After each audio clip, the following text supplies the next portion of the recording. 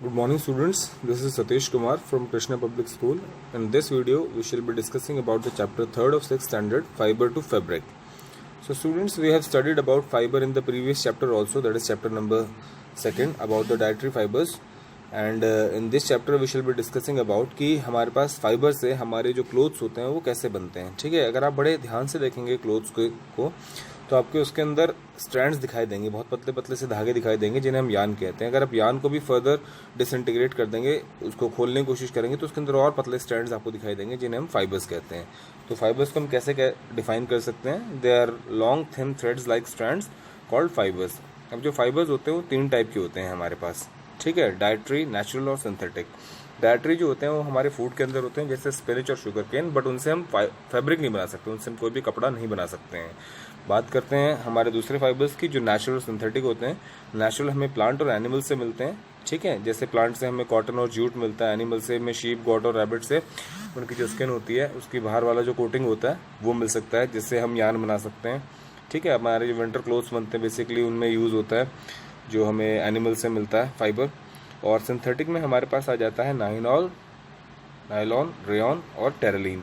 ये क्या होता है? ये केमिकल से बनाए जाते हैं. ये ना हमें प्लांट से मिलते हैं और ना ही एनिमल से मिलते हैं और ना ही इनका डाइटरी से कुछ लेना देना होता है. तो ये सबसे अलग होते हैं इनमें से. सो ये हमारे केमिकल से मिलके बनते हैं. ठीक है, तो ये तो हो गया हमारे टाइप्स ऑफ फाइबर्स. अब हमें ये डिस्कस करना है कि अब इन फाइबर्स से हमारा जो फैब्रिक होता है, मतलब जो कपड़ा होता है, वो कैसे बनता है. तो उसे बनाने के अलग अलग तरीके होते हैं, बट उससे पहले हमें ये पता होना चाहिए कि इस फाइबर से हमें यान बनाना है, मतलब वो धागा बनाना है. ठीक है, तो जो यान होता है उसे बनाने का जो मेथड होता है उसमें क्या होता है कि हमें एक बंच लेना होता है फाइबर्स का, क्योंकि फाइबर्स बहुत पतले होते हैं. उनका बंच लेके अगर हम उसको दोनों एंड से पकड़ के ट्विस्ट कर देंगे तो बेसिकली एक यान बन जाता है. यहाँ पे आपको दिखाई भी दे रहा होगा एक्टिविटी 1 में वो किस टाइप से फाइबर से एक यान बना रहा है. ठीक है, उसके बाद इसे बनाने के और भी तरीके हो सकते हैं, जैसे स्पिनिंग होता है. सबसे सिंपल तरीका जो होता है विद द हेल्प ऑफ चरखा, जो हमारे पास स्पिंडल होता है उससे टच करके हम जो कॉटन के जो छोटे छोटे वो होते हैं, बड्स होते हैं, उनको हम क्या कर सकते हैं, वो बना सकते हैं, क्या बोलते हैं आपका, यान बना सकते हैं. ठीक है, और अब बात करते हैं यान से फैब्रिक बनाने की. ठीक है, यान से फैब्रिक कैसे बनता है उसके अलग अलग मेथड्स होते हैं हमारे पास. एक मेथड होता है वीविंग, एक होता है निटिंग. ठीक है, वीविंग में क्या होता है कि हम, जैसे यहाँ पे आपको दिखाई दे रहा है एक्टिविटी नंबर 3 में, एक स्क्वायर शीट लेके उसमें क्या करते हैं, इस टाइप का अरेंजमेंट बनाते हैं कि जो यान्स हैं ये एक दूसरे को 90 डिग्री पे इंटरसेक्ट करते हुए एक दूसरे के बीच में क्रॉस सेक्शनल एक वो बना लेते हैं, पार्ट टाइप. तो इससे क्या बनता है, वो एक क्लोथ बनाते हैं इस टाइप से. ठीक है ना, एक फैब्रिक बन जाता है पर्टिकुलरली. ठीक है, इस टाइप से क्रॉस सेक्शन करके.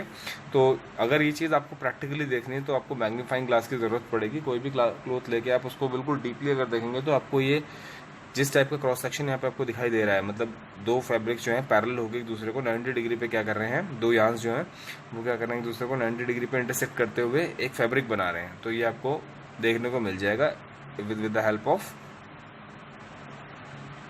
लेंस. ओके, अब बात करते हैं निटिंग की. निटिंग में क्या होता है, निटिंग में हमारे पास 2 लंबी निडल्स होती हैं, जैसा जो आपने देखा होगा जो हमारी मदर्स वगैरह होती हैं जो स्वेटर वगैरह बनाने में यूज़ करती हैं. तो उसमें क्या होता है, जो हमारे जो यान्स होते हैं, इन 2 टाइप के यान्स को क्या किया जाता है, इस टाइप से मैनिपुलेट किया जाता है कि वो पूरा का पूरा एक फैब्रिक बना दें. ठीक है, उसमें अलग अलग डिज़ाइंस भी देते हैं वो कभी कभी. इट्स ऑल अबाउट, मतलब एक टेक्निक होती है जो यूज़ की जाती है इन्हें बनाने के लिए.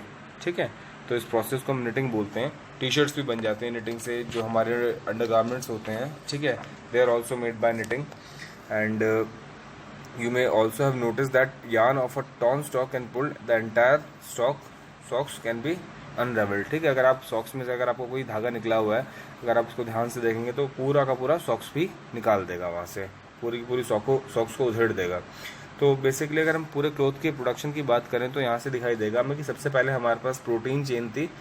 ठीक है, प्रोटीन चेन से हमारा क्या बना, फाइबर बनता है, जैसे सेल्यूलोज से फाइबर बनता है. फाइबर के बाद फिर वो हम उसका यान बनाते हैं, मतलब धागा बनाते हैं. धागे से फिर वो फैब्रिक बनता है और फैब्रिक को हम काट छाट करके उसमें अच्छे से उसको एक पर्टिकुलर फिनिशिंग देके एक प्रोडक्ट बना लेते हैं जिसे हम क्लोथ बोलते हैं. तो इस टाइप से starting from the fibre we can made different type of clothes, जिसमें अलग अलग तरह के मेथड्स होते हैं हमारे पास. ठीक है, जैसे विविंग, निटिंग और हैंडलूम्स वगैरह की हेल्प से हमारी विविंग होती है. तो ये सारा कुछ आपको स्टडी करना है इसके अंदर, और आपको कोई भी डाउट है तो आप मुझसे पूछ सकते हैं। कीवर्ड्स मैं आपको व्हाट्सएप ग्रुप पर, जो हमारा ऑफिशियल ग्रुप है, वहाँ पर सेंड कर दूंगा। Thank you students for listening me so far. If you have any doubt you can contact me on my number.